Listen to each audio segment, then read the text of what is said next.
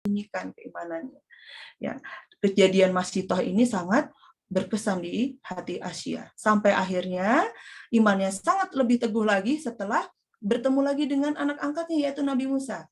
Ya, next slide. Ya, karena Nabi Musa ini ada kejadian ya di masa remajanya, kalau kita baca Al-Qur'an ya, dia memukul, meninju ya seseorang yang ada di negeri Mesir, kemudian sampai mati, sampai meninggal dunia, dan dia ketakutan, dia lari ya. Nabi Musa lari ya, lari sampai 10 tahun, 9 tahun ya, hidup bersama seseorang ya yang karena dibantu dua perempuan, dua putrinya ketika memberikan minum binatang ternaknya, akhirnya ikut tinggal sebagai balasannya ya, seorang ayah itu, ayah dari dua perempuan yang dibantu Nabi Musa ya, menyuruh Nabi Musa untuk tinggal di tempatnya dan memilih salah satu putrinya untuk jadi istrinya itu ya. Nah, tapi di sini kita kan nggak cerita tentang Nabi Musa, ya, kita ceritanya tentang Asia ya. Saya mengingatkan aja, jadi Nabi Musa itu pergi ya, kabur ya, karena ketakutan sekali setelah dia tahu dia membunuh ya tanpa sengaja. Jadi tinjunya Nabi Musa itu dahsyat ya. Ya, diceritakan Nabi Musa memang sosok yang sangat kuat sekali ya, sangat kekar ya. Jadi tinjunya saja bisa membunuh gitu. Nah, ini keteguhan keimanannya Asia ya, itu lebih kuat lagi ketika Nabi Musa datang ya.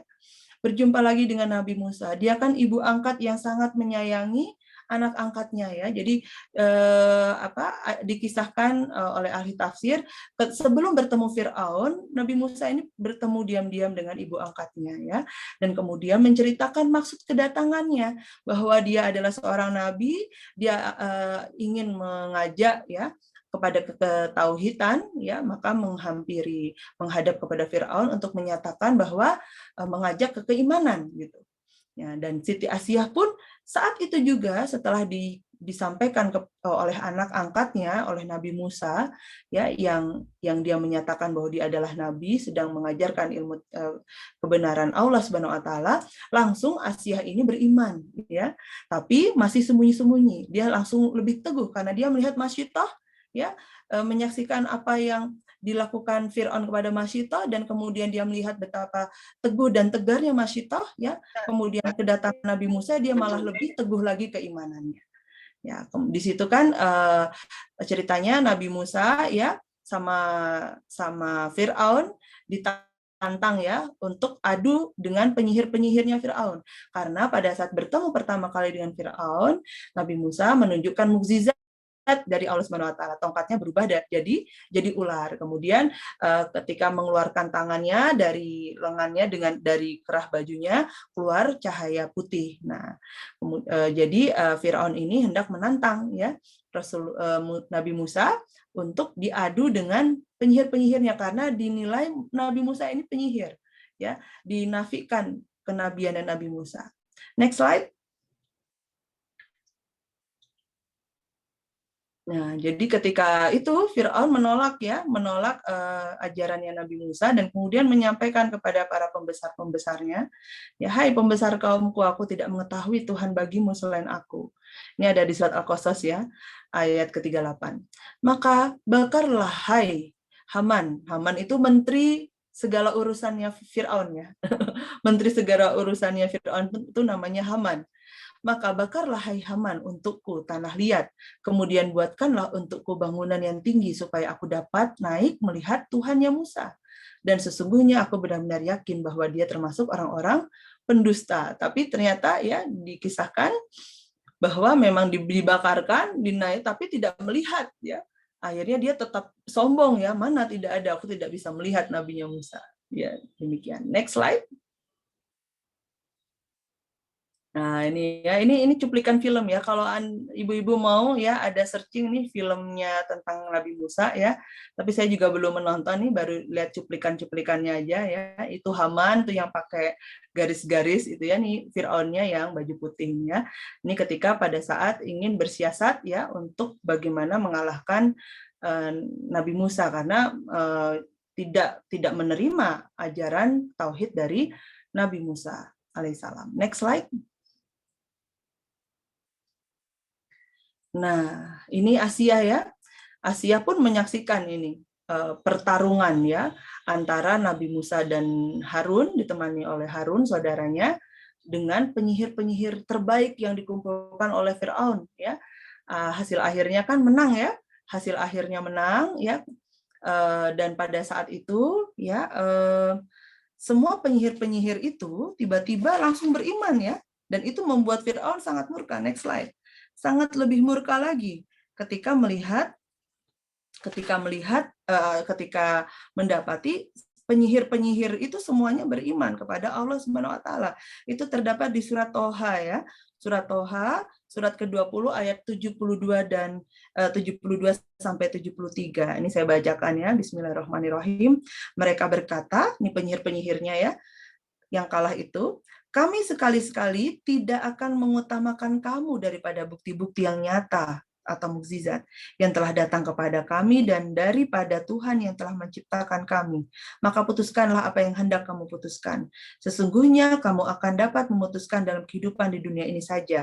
Sesungguhnya kami telah beriman kepada Tuhan kami, agar Dia mengampuni kesalahan-kesalahan kami, dan sihir yang telah kamu paksakan kepada kami melakukannya.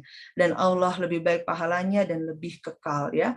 Terus kemudian Firaun langsung menghukum ya, dihukum mati ya, dengan apa, disalib, dipotong, silang ya, tangan kanan kaki kiri, tangan kiri kaki kanan disilang ya.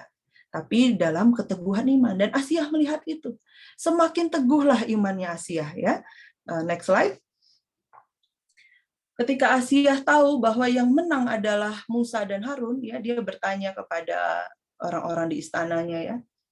Jadi yang menang siapa? Ketika pertarungan antara penyihir-penyihir hebat dengan Musa dan Harun, yang menang adalah Musa dan Harun, maka Asia langsung sangat teguh keimanannya ya. Dia sudah berani untuk mengikrarkan keimanannya di hadapan suaminya sendiri ya.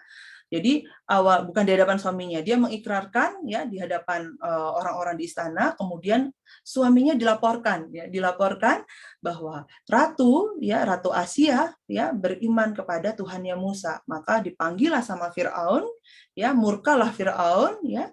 Tapi dia dengan keteguhannya yang sangat teguh karena dia sudah melihat ya beberapa orang beriman ya yang begitu yang karena keimanannya begitu berani untuk menjaga keimanannya ya. Kemudian dia melihat anak angkat yang dia sayangi itu menjadi nabi ya, memang karena akhlaknya mulia, dia percaya pada kenabian anak angkat yang sangat dia sayangi, juga dia diperlihatkan Allah ya beberapa hal yang membuat imannya semakin teguh. Ya, maka dia pun berani untuk menghadapi ya yang dia tahu pasti Firaun akan menghukum dia dengan siksaan yang pasti pedih gitu ya. Tapi ya dia lebih memilih Allah ya. Bayangkan ini ya. Ini kehidupan di zaman dulu memang seperti itu ya. Kalau di zaman sekarang hal-hal seperti ini saya rasa sudah tidak ada ya. Nauzubillah min dzalik, ketika ada penguasa seperti Firaun yang begitu zalim, suka menyiksa ya. Nah, ini Asia ini keturunan bangsawan, orang yang cerdas ya, dikelilingi oleh limpahan harta, limpahan gemerlapnya perhiasan dunia, dia bisa melakukan apapun, dapatkan apapun, suaminya raja yang berkuasa, tapi dia ya lebih memilih Allah. Ya, dia dengan keteguhan imannya meyakini bahwa ketika dia memilih Allah, maka dia mendapatkan kemenangan abadi, dia mendapatkan kebahagiaan abadi. Jadi itulah yang membuat dia berani dan tabah, membuat dia begitu sabarnya ya menghadapi apa yang dia tahu apa akan dia alami setelah dia mengikrarkan keimanannya, yaitu apa? Hukuman berat dari Firaun ya. Next slide berikutnya. Ya, jadi ya setelah itu ya ini Firaun itu memanggil istrinya bahwa benarkah kamu mengimani Tuhannya Firaun? Ya, Firaun bertanya ya kepada istrinya. Kemudian istrinya dengan teguh bilang, iya, aku mengimani Tuhannya Musa. Mendengar hal itu ya, Firaun kemudian mengirim utusannya. Kemudian disuruh menyiksa menyiksa istrinya. Jadi Firaun memerintahkan ya istrinya itu diikat di atas tanah yang panas. Ya, ini ada hadisnya ya. Jadi dari Abu Hurairah radhiyallahu anhu, Rasulullah SAW bersabda, sesungguhnya Firaun mengikat istrinya dengan besi sebanyak 4 ikatan pada kedua tangan dan kedua kakinya. Ya, jika ia telah meninggalkan Asiyah terbelenggu, maka para malaikat menaunginya. Jadi orang-orang yang beriman itu ya, kalau kita melihat dia tersiksa, itu Allah senantiasa menolongnya ya. Seperti Nabi Ibrahim ya. Nabi Ibrahim disiksa, orang melihat dia dibakar, tapi Allah menolongnya. Nabi Ibrahim tidak merasakan panasnya api. Begitu juga yang terjadi pada Asia. Ya, ketika Asia dibelenggu, dihamparkan di tanah yang panas, kedua tangannya dibelenggu kuat oleh belenggu besi, kakinya juga kedua kakinya dibelenggu kuat oleh besi, ya. Malaikat menaunginya. Allah menyuruh malaikat menaungi kekasihnya. Ya, orang-orang yang dicintai Allah akan dilindungi oleh Allah. Kemudian ya Firaun menyuruh algojonya untuk menjatuhkan batu besar ke atas dada Asia. Ya, dihukumnya begitu Asia istrinya, padahal ini istri yang sangat dia sayangi ya. Tapi karena tidak mau patuh, tidak mau mengimani dia sebagai Tuhan, ya betapa sombongnya Firaun ini, ya dia mau menjadi Tuhan dan dia mewajibkan semuanya menyembah dia sebagai Tuhan. Ini istrinya sendiri nggak seperti itu, murka sekali dia, akhirnya diberikan hukuman seperti itu. Nah, Asia melihat nih, ya batu besar itu, ya dia tahu ini akhir hidupnya, ya sebelum batu besar itu dijatuhkan, ya ke atas dadanya, dia berdoa kepada Allah dengan doa yang diabadikan di Al-Quran oleh Allah SWT dan membuat posisi Asia istimewa di sisi Allah, yaitu doa ya yang sangat terkenal di surat At-Tahrim. Wahai Tuhanku, bangunkanlah untukku sebuah rumah di sisimu dalam surga. Selamatkanlah aku dari Firaun dan perbuatannya, dan selamatkanlah aku dari kaum yang zalim. Ini bisa kita jadikan pegangan doa juga ya, ketika kita berada di tengah-tengah kezoliman ya. Anda ada di rumah tangga ya, atau Anda hidup di lingkungan yang dikelilingi oleh orang-orang yang zalim. Anda dizolimi, Anda disakiti ya, Anda difitnah, Anda merasa tersiksa lahir batin ya, Anda berdoa sama Allah ya, karena Anda sedang memilih bersabar. Anda sedang memilih bersabar dalam keimanan. Orang yang beriman itu orang yang mampu bersabar. Kenapa? Betapa yakinnya dia sama janji Allah. Kenapa bisa bersabar? Betapa yakinnya dia bahwa Allah lah yang lebih penting. Bahwa janji Allah itu benar. Ya, bahwa kesabarannya ini tidak sia-sia, bukan karena dia bodoh, bukan karena dia lemah. Justru sabarnya orang beriman menunjukkan kekuatannya yang luar biasa. Ya, jadi ketika kita berada di lingkungan atau di tengah-tengah ya, dikepung oleh kezaliman, kita berdoa ini, ya Allah, ya, bangunkanlah untukku sebuah rumah di sisimu dalam surga. Selamatkan aku dari orang-orang zalim, gitu ya. Selamatkanlah aku dari si fulanah yang zalim. Mungkin kalimatnya bisa kita modifikasi ya. Wahai Tuhanku, ya Allah, gitu ya. Ya Allah, bangunkanlah aku ya istana di surga. Ya Allah, masukkanlah aku surga. Ya Allah, berikanlah aku janjimu berupa surga yang indah ya. Terus didetailkan gitu ya. Surga yang nanti ada air mengalir, surga nanti ada istana-istana untukku ya Allah yang bentuknya permata. Ya, yang di dalamnya tidak ada rasa capek, di dalamnya tidak ada rasa letih, yang di dalamnya penuh dengan ketenangan ya Allah. Aku bersabar ya Allah, aku dizolimi, tapi bangunkan aku rumah di surga ya Allah. Jadikan aku penghuni surga ya Allah dengan kesabaranku ini ya. Coba ya ketika kita dizolimi ya, apalagi sama suami. Ini kan Asia sama suaminya ya. Punya suami yang zolim, punya suami yang menyakiti. Ini yang harus kita sampaikan kepada Allah untuk menguatkan kesabaran kita. Ya, ibaratnya tuh begini, ya Allah nggak apa-apa, aku terima disakiti ini ya. Ya Allah nggak apa-apa, aku bertahan di rumah tangga ini. Ya. Tapi ya Allah, berikan janjimu nanti, jadikan aku penghuni surga ya Allah, jadikan aku ratu bidadari surga ya Allah, gitu ya. Itu menguatkan sekali ya. Ya, sangat menguatkan ketika kita tidak bisa berbuat apa-apa karena banyak manusia menzolimi kita, kemudian kita berdoa pada Allah, berharap pada Allah ya. Tiba-tiba hati menjadi tentram dan tiba-tiba kita mampu bersabar. Ya, ini yang kita teladani dari Asia ya.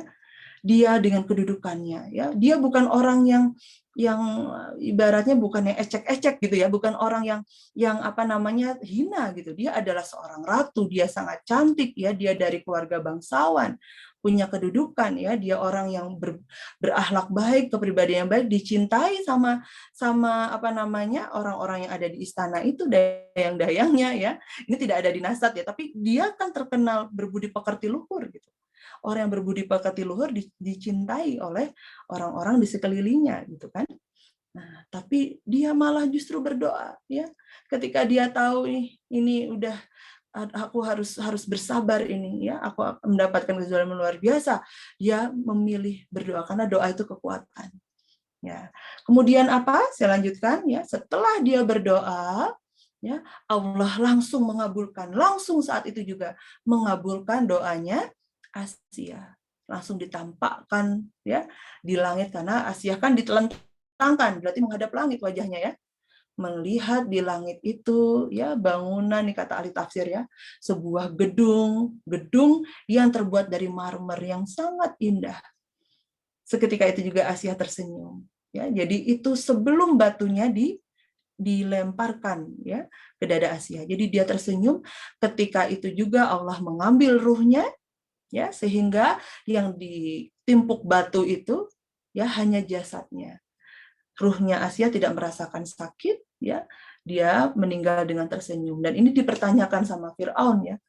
Sangat aneh sekali ya kata Firaun ya. Ini Firaun berkata, dari tafsir Ibnu Katsir ya dijelaskan ini, Firaun berkata, adakah keanehan yang kalian lihat dari kegilaannya? Jadi Firaun ini kayak bertanya retoris karena dia pun melihat senyumnya Asia ya. Mereka menjawab, yang ditanya Firaun itu menjawab, para petugas-petugas yang mengeksekusi Asia bilang, kami menyiksanya ya Firaun, tapi dia tersenyum. Nah, Masya Allah ya. Nah, itulah akhir hidup dari Asia ya. Dan karena kesabarannya ya, dia sabar karena teguhnya keimanan. Maka Allah sejajarkan dia dengan para penghulu perempuan di surga ya, Siti Maryam, Khadijah ya, kemudian Fatimah ya, dan ini Asia istri Firaun. Next slide.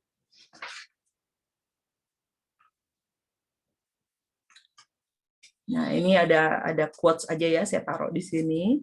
Ya, Asiyah binti Muzahim, di tengah beratnya siksaan yang menimpanya, wanita mulia ini senantiasa berdoa, memohon untuk dibuatkan rumah di surga. Allah mengabulkan doa Asiyah, maka disingkaplah hijab dan ia melihat rumahnya yang dibangun di dalam surga. Ya, kata beberapa ulama begini, kenapa minta rumah di surga? Kan ada yang bilang, ada yang ketika memohon minta surga aja gitu ya, minta surga aja, minta kebaikan nanti di akhirat, tapi dia minta rumah. Kenapa? Karena selama hidupnya dia adalah ibu rumah tangga, dia adalah seorang istri yang tinggal di rumah suaminya.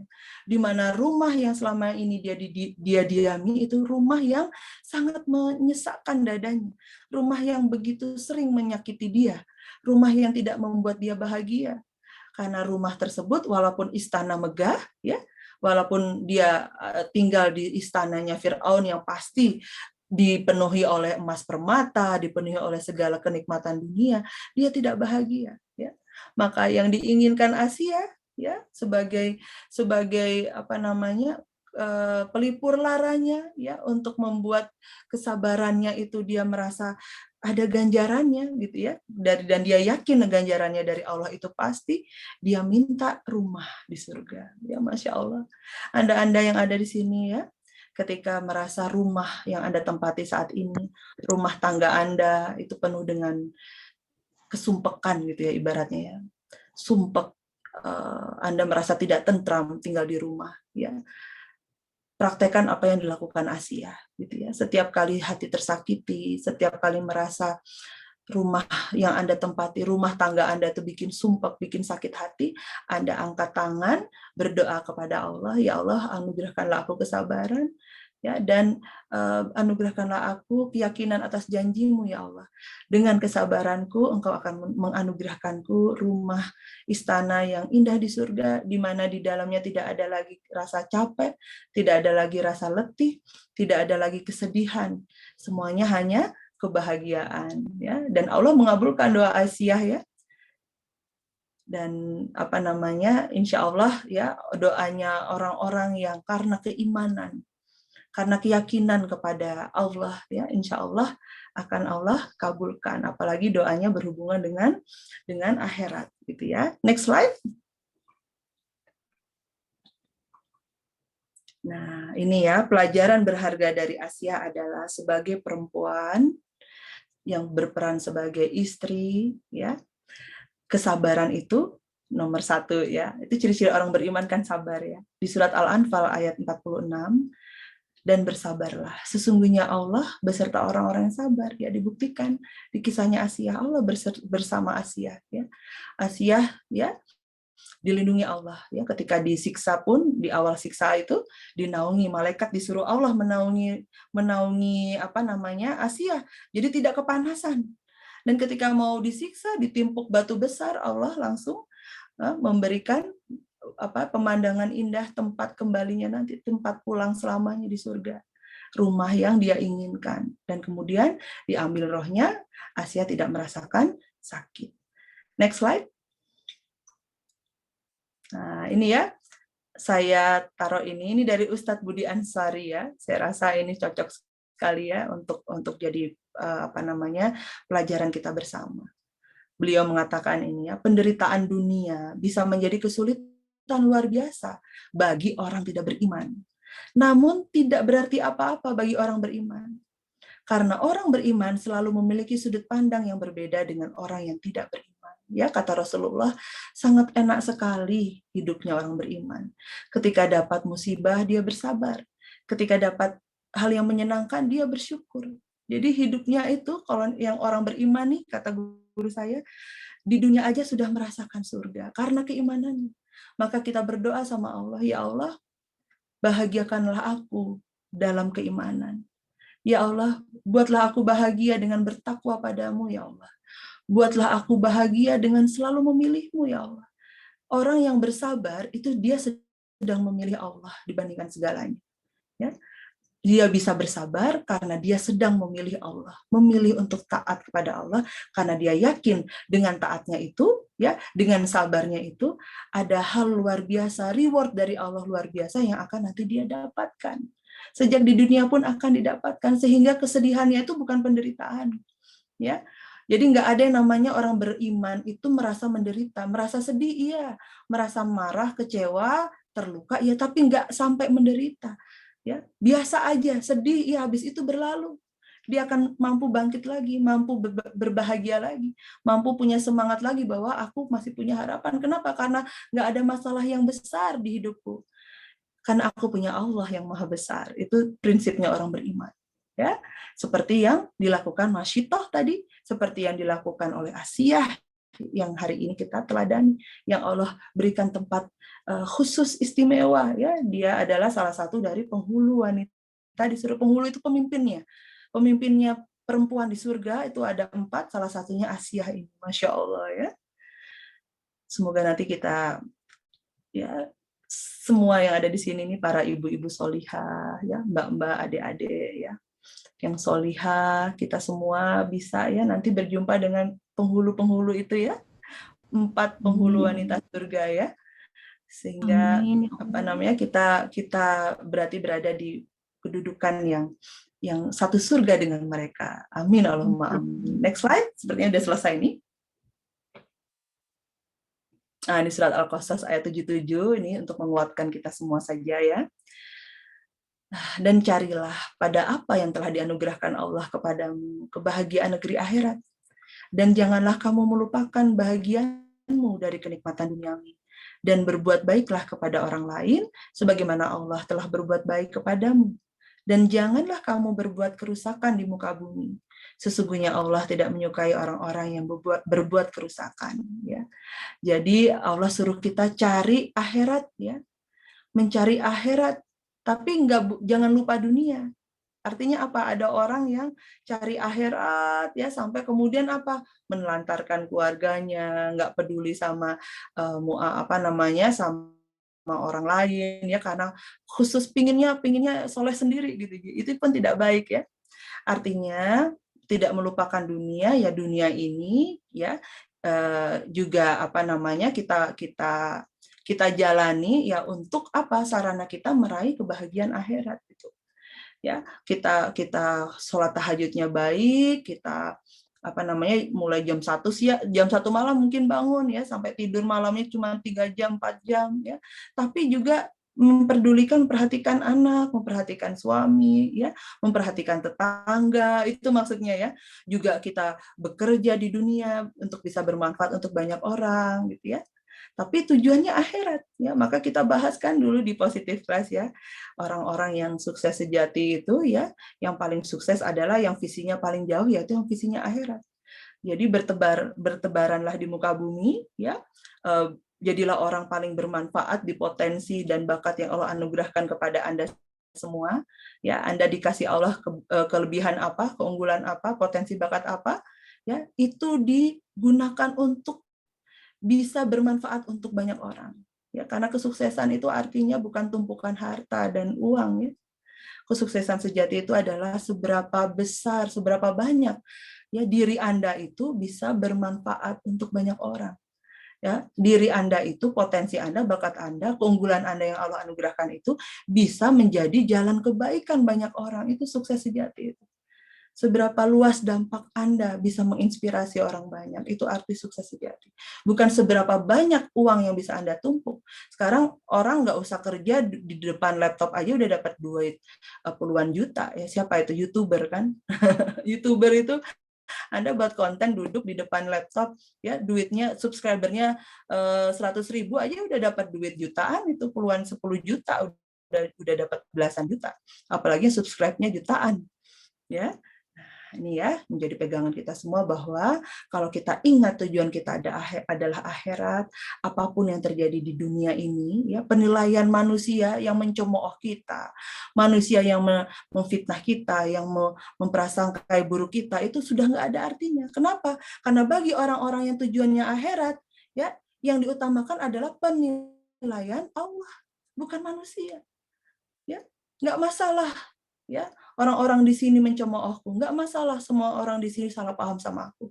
Yang penting di mata Allah ya, dinilai tidak salah karena aku taat pada Allah, karena aku sedang menjalankan kebenaran, karena aku sedang mentaati bertakwa kepada Allah Subhanahu wa taala.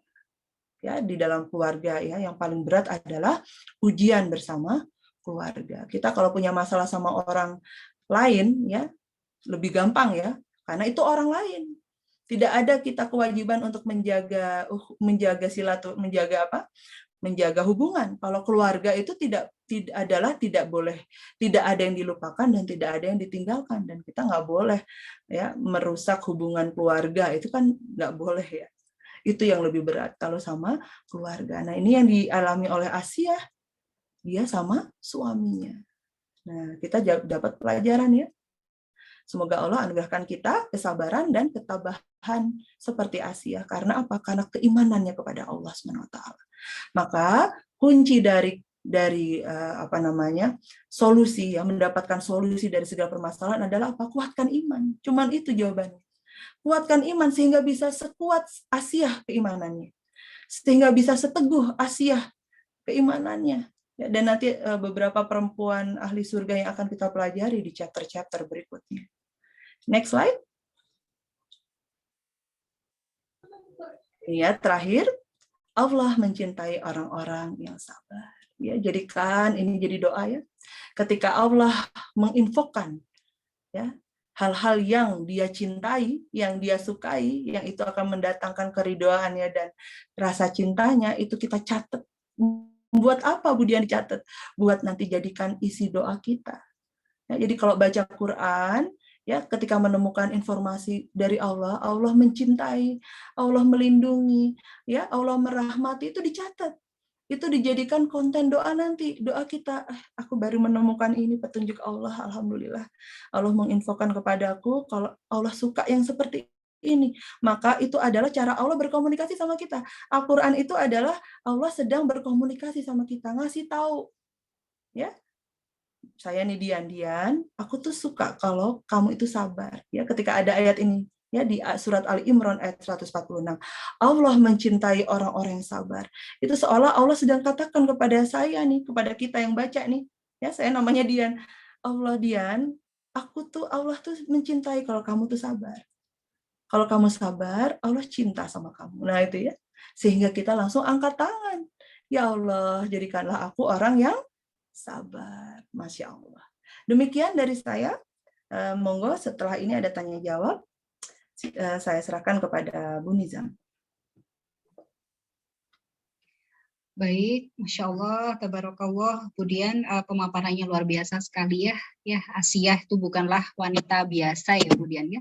Dia adalah wanita selain memiliki fisik yang cantik, cerdas, juga memiliki iman yang tinggi. Bahkan dia adalah salah satu dari keempat wanita penghuni surga yang paling utama. Iya. Baik, kepada para mom, silakan jika ada yang ingin ditanyakan, bisa diketik di kolom chat Zoom. Atau mungkin biar interaktif, bisa di-unmute atau raise hand ya, biar kita bisa interaktif. Silakan. Mau bertanya? Silakan Mamila. Ya, Assalamualaikum Bu Dian. Waalaikumsalam warahmatullahi wabarakatuh. Kalau dari Asia ini kan luar biasa sekali ya, dari tingkat kesabaran, tingkat keimanan, dan pokoknya Masya Allah lah luar biasa. Nah, sedangkan kita ini kan ibaratnya tidak ada apa-apanya jika dibandingkan dengan Asia. Karena pada zaman sekarang tidak ada suami seburuk Fir'aun. Kan nggak mungkin ya suami kita itu sampai seburuk seperti Fir'aun gitu. Berarti kalau kita tidak sabar itu ya astagfirullah berarti kan begitu. Nah, yang ingin saya tanyakan, ketika kita menghadapi ujian, entahlah itu ujian penyakit atau ujian dari keluarga, itu lebih baik mana berdoa kita, apakah agar kita diberi kesabaran untuk menghadapi itu dan memetik pahalanya di akhirat nanti, atau lebih baik kita meminta untuk misal itu sakit itu disembuhkan. Jadi ibaratnya kita menikmatinya di dunia gitu Bu Dian. Jadi lebih baik yang mana? Terima kasih. Barakallah, Masya Allah. Langsung saya jawab ya, Bu Nizam ya. Ya, jadi pertanyaannya luar biasa ya. Apa yang lebih baik mana ketika berdoa sama Allah, ketika mendapat ujian, kan kita gini, manusia seorang yang beriman itu dia meyakini bahwa gitu ya, la haula wala quwata illa billah. Tiada daya dan kekuatan kecuali Allah. Jadi ketika dia butuh sesuatu, langsung connect-nya ke Allah, karena tahu dia tidak akan mungkin bisa melakukan apa yang dia harapkan untuk dilakukan kalau bukan ditolong Allah. Ya, jadi bagus sekali, Masya Allah, Mbak Ila, Bu Ila ini sudah punya prinsip seperti itu ya, apa-apa jadi doa, apa-apa jadi doa. Tapi pertanyaannya apa yang lebih baik, Bu Diana? Semuanya baik ya. Ketika dalam kondisi sakit, ya, kalau dalam kondisi sakit tentu kita minta kesembuhan ya, tapi juga kemudian minta kesabaran ya. Dua-duanya yang harus kita minta. Juga apa, ya Allah, jadikanlah, karena kita tahu dengan sakit itu kalau kita sabar itu adalah jadi penggugur dosa, kita pun minta itu ya.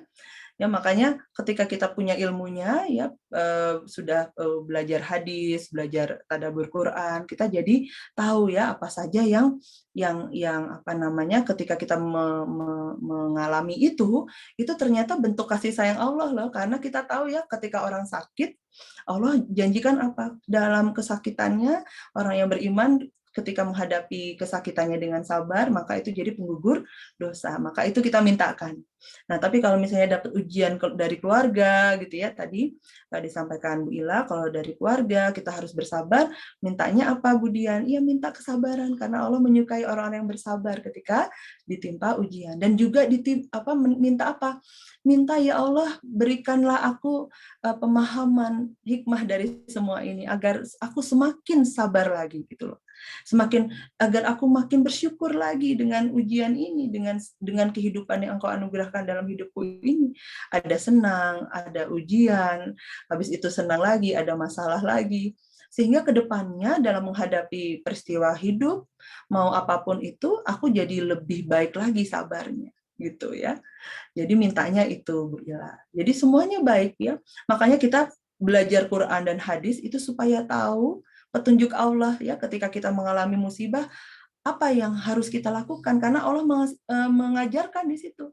Di Al-Qur'an Allah mengajarkan caranya ketika menghadapi musibah bagaimana. Oh, bersabar.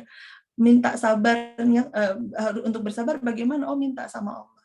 Bersandar pada Allah, memohon sama Allah. Di hadis juga kita diajarkan ya dalam menghadapi musibah bagaimana Rasulullah mengajarkan di situ. Yang meneladankan bahkan Rasulullah ketika Rasulullah berdakwah penuh dengan ujian, dari keluarganya juga kan Rasulullah ya ditentang oleh pamannya sendiri. Ya, Abu Lahab itu pamannya Rasulullah yang paman kandung ya, paman kandungnya Rasulullah yang sangat menentang dakwahnya Rasulullah ya. Bagaimana Rasulullah menyikapinya? Kita belajar dari situ ya. Ketika sudah belajar berarti Allah ketika kita diberi kesempatan belajar berarti Allah sedang mengizinkan kita ya dapat keistimewaan apa itu? Dapat petunjuk Allah. Oh, ini caranya ketika menghadapi musibah. Rasulullah seperti itu, bersabar.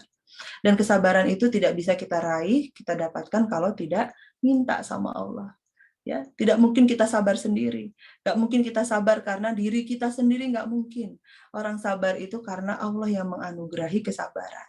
Ya, jadi sering-seringlah kita memohon kepada Allah apa saja kita mohonkan. Oh, harus sabar dan syukur ya. Jadi sering kita minta Allah jadikan aku orang yang sabar dan orang yang pandai bersyukur. Ya ketika disuruh tahu memaafkan itu manfaatnya apa? Oh ya Allah anugerahkanlah aku kemudahan untuk memaafkan. Ya ketika sekarang nih kita belajar Asia, nih saya pun memberikan materi ya ketika saya menyiapkan saya belajar lagi. Ya dan kata guru saya betul sekali. Ya mengajar itu adalah belajar yang sesungguhnya. Semakin semakin mancep lagi gitu ya sehingga saya merasa bersyukur sekali ya. Jadi semakin kuat lagi. Ya, sabar seperti Asia. Zaman dulu ada ya manusia yang mengalami seperti Asia. Ada ya seperti Masyitoh tadi. Ya, dia menyaksikan anaknya satu persatu ya direbus. Bayangkan coba kita ya di zaman sekarang kejadian itu terjadi. Ya Allah, ya. Itu ada manusia yang bisa seperti itu. Saat ini nih akhir zaman ini manusia serba enak ya. Makanya kita harus lebih kuat lagi dekat sama Allah. Lebih kuat lagi mintanya sama Allah ya. Ya karena kita tidak seperti orang-orang zaman dulu yang cobaannya luar biasa ya. Bayangkan itu masih Asia, kemudian ada Masyitoh. Bagaimana dengan orang rakyatnya Firaun itu yang setiap lahir bayi laki-lakinya langsung dibunuh. Ya, langsung dirampas, dibunuh. Luar biasa itu ujiannya. Demikian Bu Ila. Semoga membantu jawaban saya. Baik, ya semoga bisa dipahami ya. Bukan cuma Mama aja mungkin yang moms yang ada di Zoom ini ya, Insya Allah. Masya Allah, tabarakallah. Baik, next pertanyaan ini ada pertanyaan di WA. Tadi dijelaskan beberapa keutamaan Asia, kemudian mengenai sabar yang utama.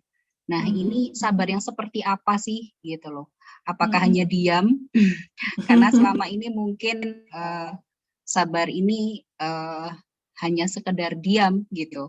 Tidak move on atau bagaimana? Silakan. Ya, ini barakallah ya pertanyaannya luar biasa. Ini pernah saya singgung karena ada pertanyaan waktu itu saya ajukan di IG ya. Sabar itu artinya bagaimana sih Bu Dian? Apa bedanya dengan sabar tapi bodoh gitu. Ada pertanyaan seperti itu. Nah, kemudian ya begini, ini harus dipahamkan lagi ya. Sabar itu bukan berarti kita pasif ya. Karena banyak orang banyak orang memaknai orang sabar tuh pasif, diam aja nggak ngapa-ngapain. Padahal secara ilmu psikologi orang kalau sedang kena sakit hati, sedang kena situasi yang menghasilkan emosi negatif itu sedih, marah, kecewa dan lain-lain, itu tidak boleh pasif. Ya, karena itu justru membuat secara konsep dari kalau kita memahami cara kerja otak manusia, ketika kita diam, ya kita lagi tersakiti nih, mendapat peristiwa yang nggak enak, dipenuhi emosi negatif, terus kita diam, itu malah justru membuat semakin dominan pikiran dan perasaan negatif. Ya, coba ibu-ibu ya kalau lagi sedih, diam aja di kamar. Ya nggak ngapa-ngapain, itu tambah sedih. Kenapa? Karena otak manusia itu akan mudah mengingat ketika dia pasif, yang mudah diingat adalah yang negatif-negatif. Ya, yang diingat bukan cuma peristiwa sedih saat itu, malah yang kemarin-kemarin diingat. Ya nih ibu-ibu kalau lagi berantem sama suaminya ya, berantem itu sehat ya. Tapi yang tidak sehat adalah ketika kita berantem tema yang hari ini, tapi jadi ingat-ingat yang kemarin. Jadinya jadi seperti bola salju. Nah, itu kalau pasif ya. Kalau pasif malah justru kita sering jadinya banyak mengingat yang negatif dan malah membuat perasaan negatifnya semakin besar. Nah, maka arti sabar yang sebenarnya itu, orang yang sabar itu orang yang tidak pasif, artinya apa? Dinamis dia. Dinamis kenapa? Dia bergerak bagaimana caranya untuk mengabaikan peristiwa yang menyakitkan hatinya, untuk mengabaikan kejahatan yang dilakukan orang lain kepada dia.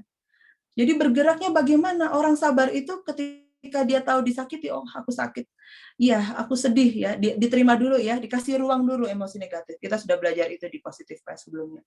Dikasih ruang dulu, iya aku sedih nggak apa-apa karena orang itu nyakitin aku, boleh aku sedih ya. Tapi habis itu apa? Aku nggak boleh sedih lama-lama. Ini orang sabar ya. Bagaimana supaya aku mengabaikan energi negatif orang yang nyakitin aku bergerak ya, mencari hiburan. Ini orang sabar. Orang sabar tuh gini, ini kalau orang awam ya, kalau ibu-ibu hijabers mah pasti berwudu ya, yang sudah belajar ya, kita sholat ya. Ini yang diajarkan Rasulullah. Ngaji itu yang paling utama. Tapi kalau misalnya gini aja nih, pikirannya itu bergerak, dinamis, aktif, bagaimana supaya mengabaikan energi negatif. Ya, ada yang aku telepon sahabatku misalnya gitu ya supaya teralihkan, intinya mengalihkan gitu ya, mengalihkan pikiran dan perasaan negatifnya supaya diganti dengan yang positif. Ada yang jalan-jalan misalnya, belanja gitu ya, ini ibu-ibu ini suka nih ya, belanja karena apa, stres nih gitu kan, itu bagus sebetulnya, sehat itu ya, itu Anda sedang berusaha sabar ya. Kemudian karena apa, karena Anda lagi berusaha jangan sampai ya kesakit hatiku ini karena kezaliman orang, karena kejahatan orang, bikin aku jadi jahat sama orang itu, gitu loh. Aku begini, ya, menyibukkan diri untuk mengalihkan pikiranku supaya aku positif lagi, ini adalah dalam rangka supaya aku nggak meledak, ya, supaya aku nanti nggak jadi penjahat yang sama kayak orang itu. Itu orang sabar tuh begitu. Ya, diamnya tuh begini, diam karena dia tidak membalas, itu artinya gitu ya, tapi aktif sebetulnya ya. Aplikasi dari sabar itu, orang yang memilih sabar dia akan aktif bergerak, berbuat baik ya, berbuat hal yang positif karena dia mau mempositifkan dirinya. Oh, nggak keluar suara di saya, oh mungkin lagi di unmute ya. Ada yang chat nggak keluar suaranya.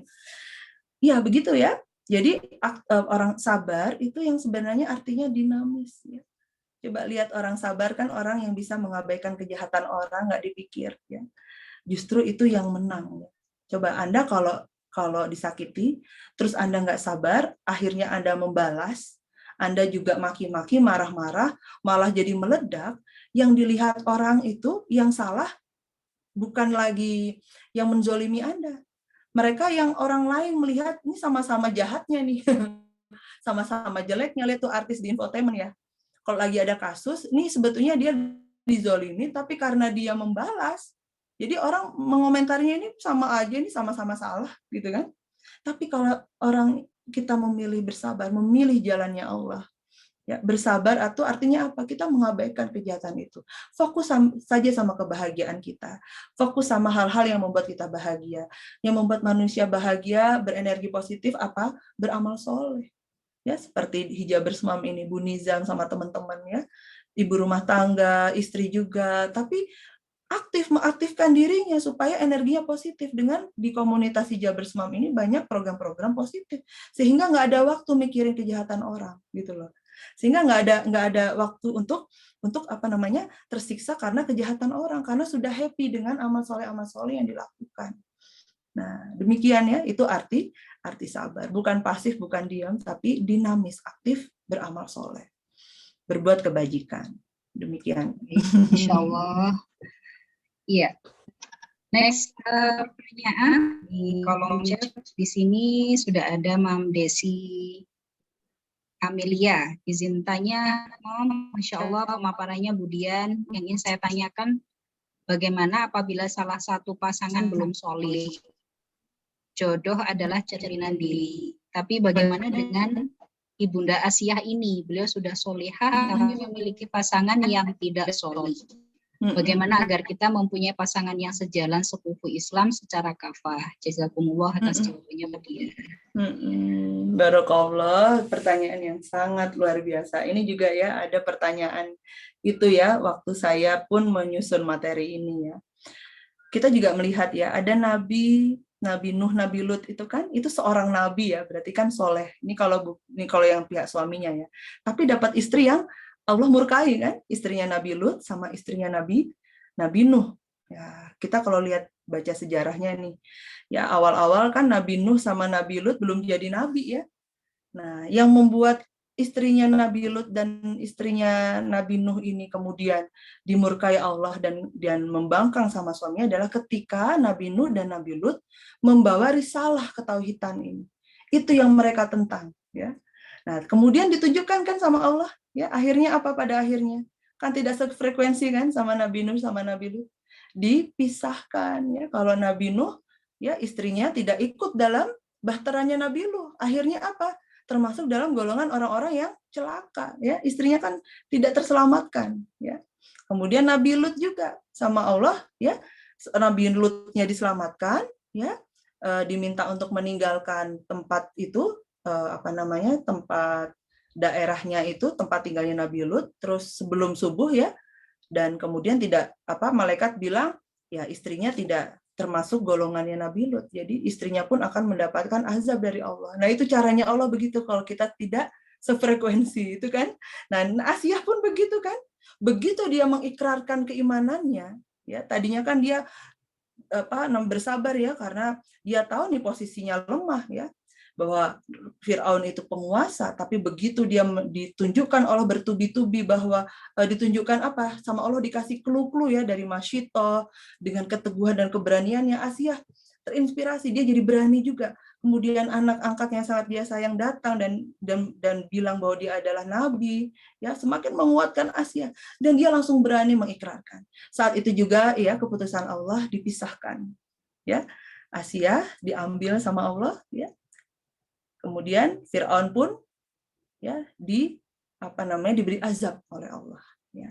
Jadi demikian. Nah, terus kemudian mungkin Mbak Desi ya kalau zaman sekarang nih ya ada istri-istri solihah ya, kemudian punya suami yang zalim ya.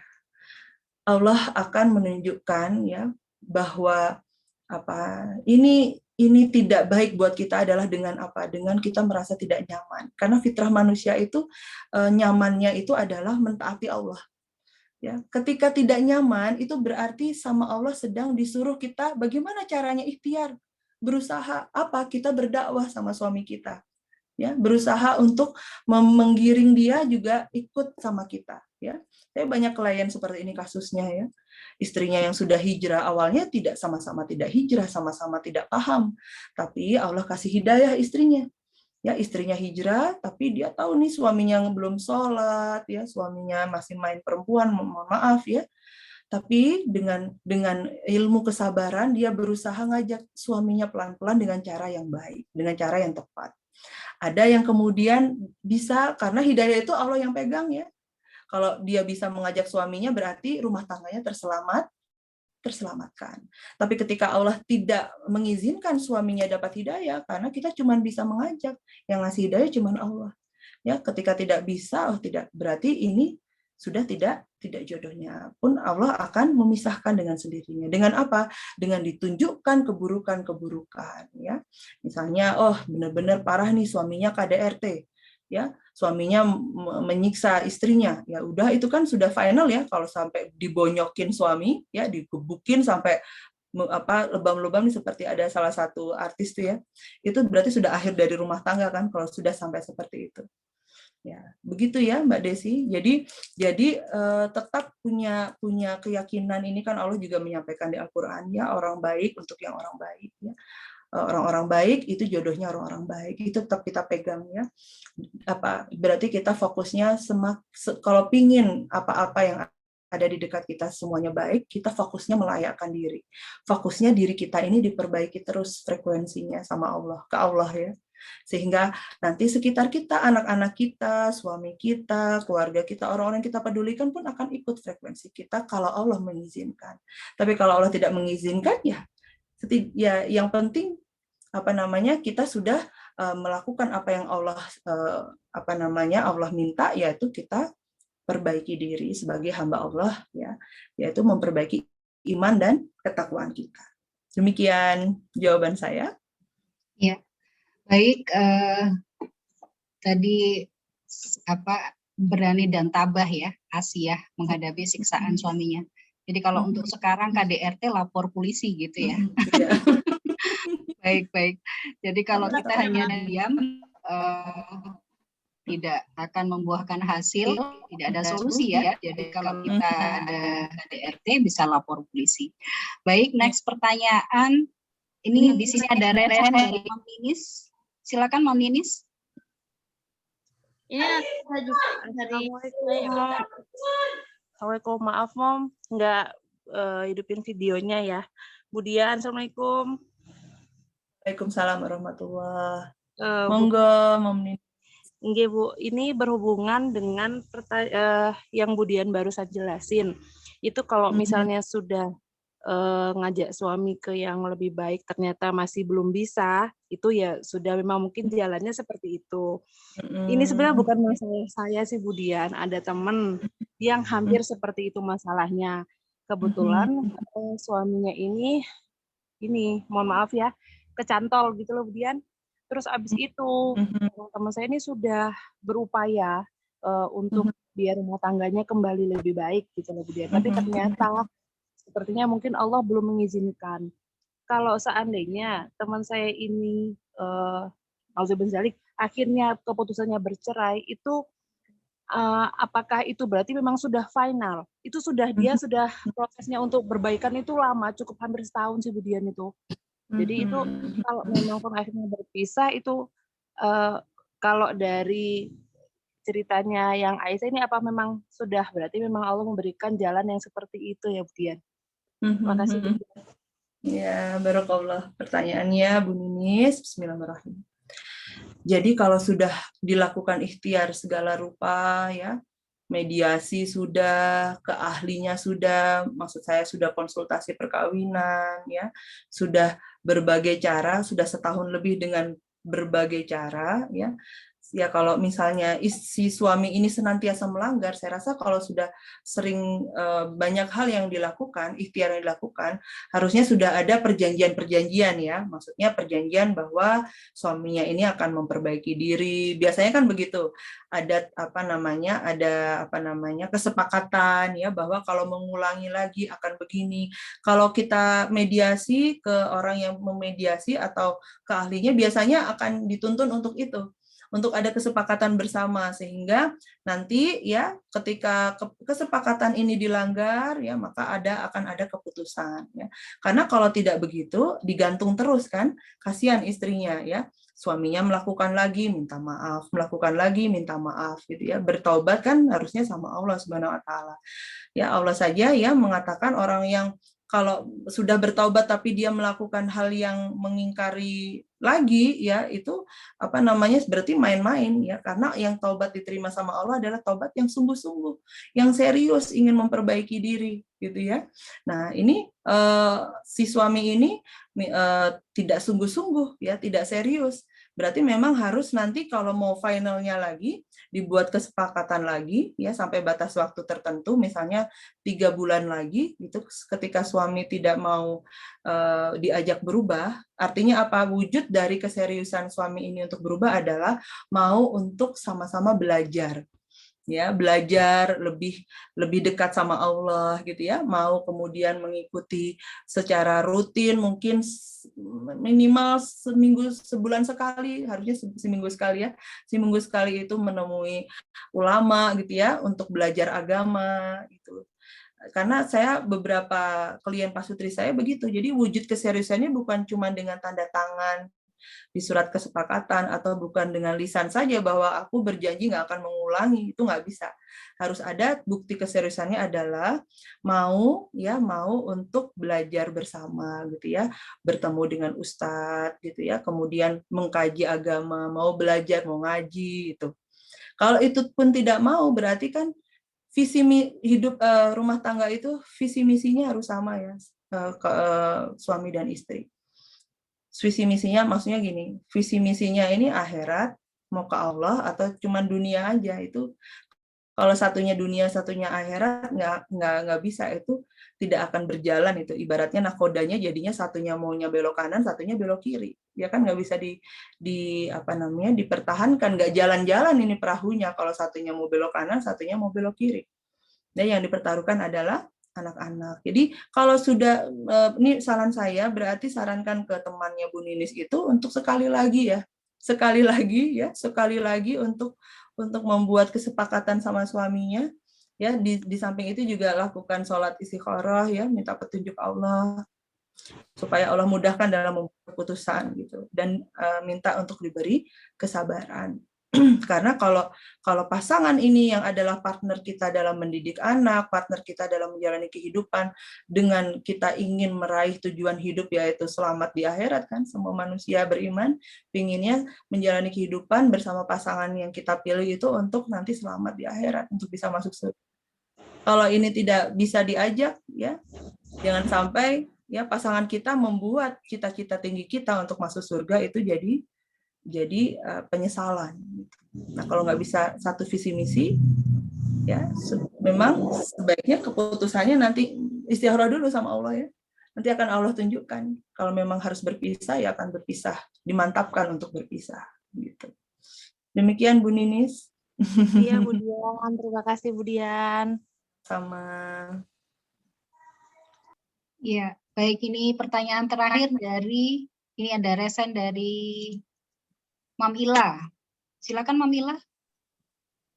Ya, ini tadi ada pertanyaan yang masuk ke direct message, jadi saya izin membacakan. Monggo. Saya dicurhati teman, suaminya cueknya Masya Allah sama keluarga, padahal agamanya bagus. Yang diutamakan adalah mengurus ibunya yang berbeda kota. Istri repot jual makanan, dia seperti tidak mau tahu untuk membantu.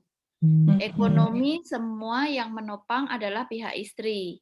Suami memberi nafkah ya ala kadarnya hanya untuk menggugurkan tanggung jawabnya. Bahkan punya hutang, istri yang membayarkan.